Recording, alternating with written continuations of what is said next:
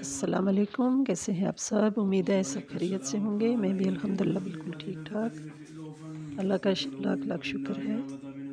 سب کو happy new year, نئے سال کی سب کو بہت بہت مبارک ہو۔ آج میرا گلا پھر خراب ہوا ہے سوری۔ یہ ہے ہمارے گھر میں سالانہ دعا۔ سال میں ایک دفعہ میں دعا کراتی ہوں، ویسے تو ہماری نماز کے بعد دعا کرتے ہیں، لیکن یہ پوری فیملی کو جمع کر کے خصوصی دعا کی جاتی ہے۔ اس میں بچے بھی ہوتے ہیں اور بڑے بھی۔ ابھی تھوڑے سے لوگ آئیں کیونکہ کافی ٹائم ہو گیا، مغرب ہونے والی تھی، اس لیے پھر دعا شروع کر دی ہے۔ مغرب سے پہلے پہلے یہ دعا کرنی ہوتی ہے تاکہ غروب آفتاب سے پہلے دعا ہو جائے۔ تو اس میں ماشاءاللہ سے دعا ہو رہی ہے، آپ بھی سنیں اور ثواب حاصل کریں۔ دعا میں فروٹ رکھا گیا ہے، کھانا بنایا گیا ہے۔ فروٹ تو تقسیم پہلے کیا جاتا ہے، پھر اس کے بعد کھانا دیا جاتا ہے۔ کھانے میں ایک دو ڈشز ہی بنائی ہیں میں نے، آلموسٹ کھائی بھی اتنی ہی جاتی ہیں۔ زیادہ جو اسراف ہوتا ہے وہ اچھی چیز نہیں ہے۔ اپنے خاندان والوں کو کھلانا، غریبوں میں تقسیم کرنا، یہ ہمارا مسلمانوں کا وتیرہ ہونا چاہیے۔ اصولاً جب بھی کوئی ختم کرائیں تو اس میں غریبوں کا لازمی حصہ ہونا چاہیے۔ ان کو بھی پیسہ دے دیں، کپڑے دے دیں اور کھانا بھی دیں۔ تو میں ایسا ہی کرتی ہوں الحمدللہ، آپ بھی اس پہ عمل کریں۔ یہ آپ سال کے آخر میں کرائیں یا کچھ دن پہلے کرا لیں، جیسے آپ کو دل کرے۔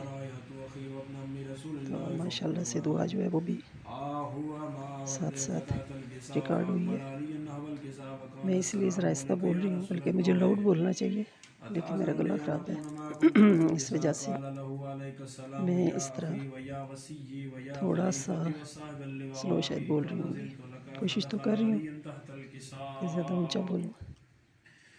تو اللہ پاک ہماری یہ چھوٹی سی کاوش قبول کرے۔ سالانہ دعا ہر مسلمان کراتا ہے گھر میں، گھر کی خیر و برکت کے لیے، بچوں کی کامیابی کے لیے، اپنی کامیابی کے لیے، اپنی صحت کے لیے۔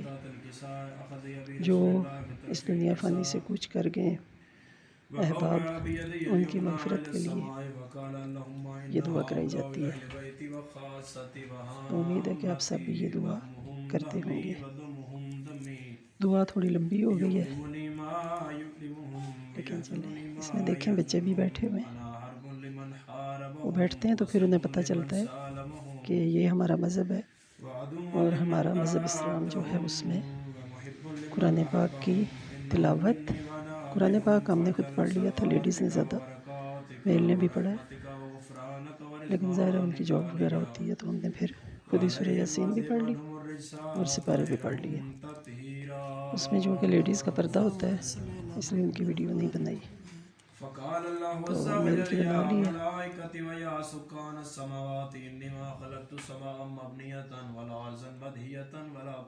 یہ میرے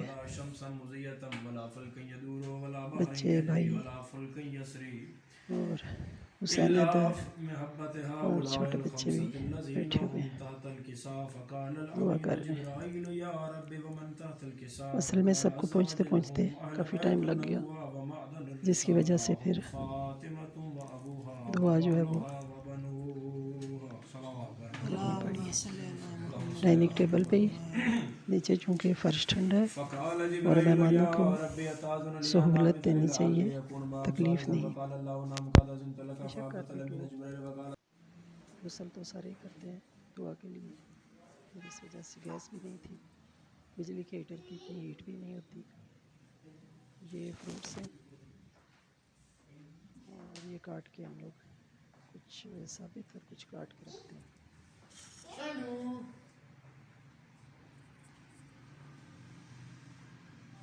ساتھ سیلڈ ہے، اس کے فوراً بعد نماز کے بعد سارے پھر کھانا کھا لیں گے، اس لیے ساری چیزیں، ہاف چیزیں جو ہے نا، آدھی چیزیں وہ ڈائننگ ٹیبل پہ رکھ دی گئی ہیں، اور سالن وغیرہ بعد میں دیا جائے گا۔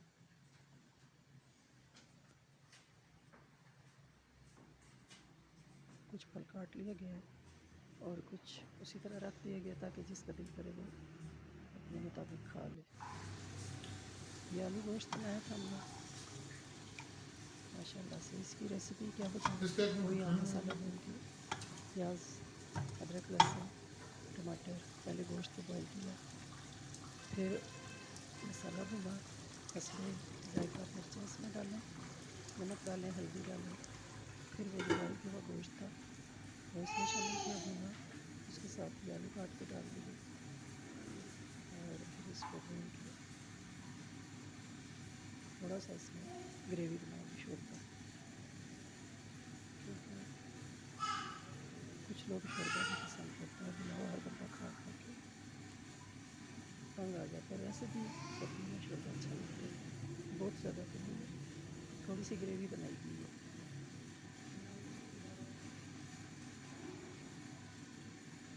یہ دیکھیں ماشاء اللہ بڑا اچھا لگ رہا ہے، بڑی اچھی لک آئی ہے اس کی. کھانے میں بھی مزیدار ہوگا، کھانے میں بھی. اور یہ ہے چکن بول رہی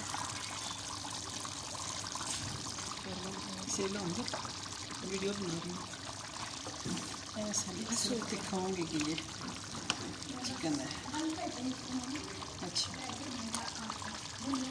دیکھو جو مجھے آج میرا کھلا ہی مارکیٹنگ نہیں. کا تھوڑا سا یہ تھا، یہ ابتدائی ویڈیو تھی، انگریڈینٹس وغیرہ تو یہ نہیں بنا سکی اور ہرپنی جب شکل اس کو دی بن کے پھر میں نے اس کی ویڈیو بنا لی.